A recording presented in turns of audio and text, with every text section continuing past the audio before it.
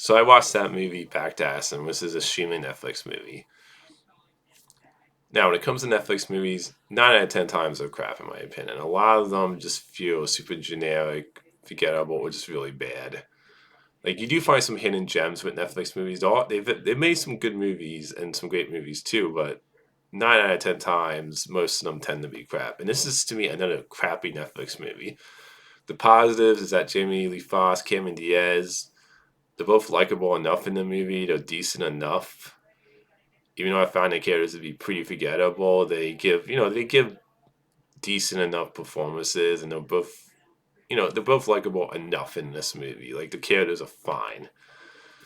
And the Aston, I think, is okay in this movie. There's nothing particularly about the Aston that stands out, but I didn't think the Aston was terrible either. It's just kind of like okay. And let me say this with Cameron Diaz, it's good to see her back. I know she retired from acting for a while there. I've always liked her. I always thought she was a good actress. I do think this is a weird project for her to pick to be her first time, like her first movie coming back to acting, because I felt like you could have picked a better first movie. Like this, I'm just wondering what exactly attracted this movie to be her first movie coming back to acting. Like I feel like you could have picked a better movie for your first movie coming back to acting than this. But anyway, it's good to see her back into acting. And like I said, I've always liked Cameron Diaz as an actress, so I think she's good in this movie, like Jamie Foxx. Now, the negatives with this movie is that it has that cheap looking feel like other Netflix, not all Netflix movies, but most Netflix movies look.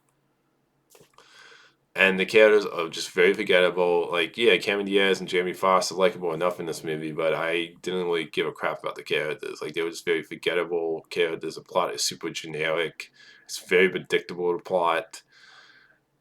And I don't really care about any of the characters. Like, the two kids, the son, he's fine in the movie. The teen girl, it was just kind of like I didn't really like her character. And they, like, she played the typical teenage character in movies where you have the one teenager character who's angry at the parent. Where her and her daughter don't get along. Like I've seen that trope 1,000 times, especially in Netflix movies. I noticed a lot of Netflix movies seem to be action movies lately, where I feel like they all have close to the same plot. So it's just like typical. She plays a typical teenager character in this. It's just full of tropes I've seen in a million other movies.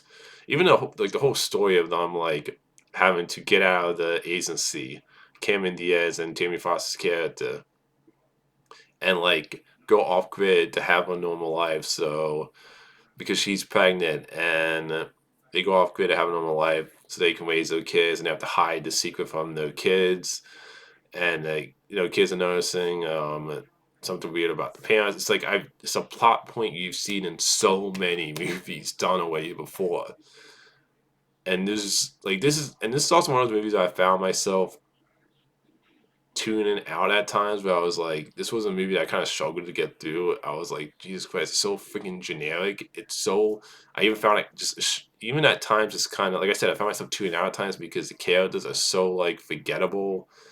It's full of like plot elements you've seen in other spy movies, action movies before. It's also very predictable. Like I'm gonna spoil something here. So if you haven't watched the movie on Netflix, stop the video now. But Kyle Chandler, who I think is a great actor, he's gonna be playing Howard Jordan in the upcoming Lantern show.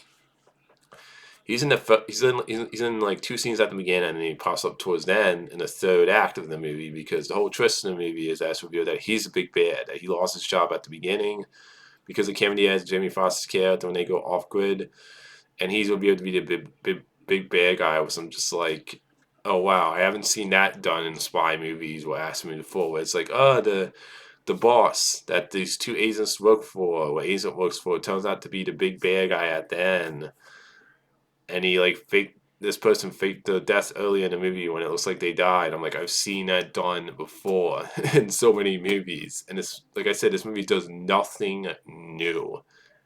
The plot is just so goddamn generic, and the characters are so forgettable to me. And I'm gonna be honest, I didn't buy the chemistry between Cameron Diaz and Jamie Foxx. Like even when they try moments of banter, it was supposed to be like funny. I just, like the banter between them, I didn't find funny, and just overall, I just didn't feel the chemistry between the two actors in this movie. Like they're decent enough, the characters, but And even Cameron Diaz, the actress who played Cameron Diaz, who played Cameron Diaz's character's mother, the kid's grandmother. You know, she's a good actress, but I just feel like she doesn't really. There's not much to a character in this movie. Like the characters to me, it's all pretty forgettable characters in this movie where I just didn't really care about them. And then and the ending of the movie actually tries to set up a sequel, which I'm just like, I have no desire to see a sequel to this. So at the end of the day, I can't recommend Back in Aston. To me, this is another crappy Netflix streaming movie. Yeah, that's my thoughts on Back to Aston.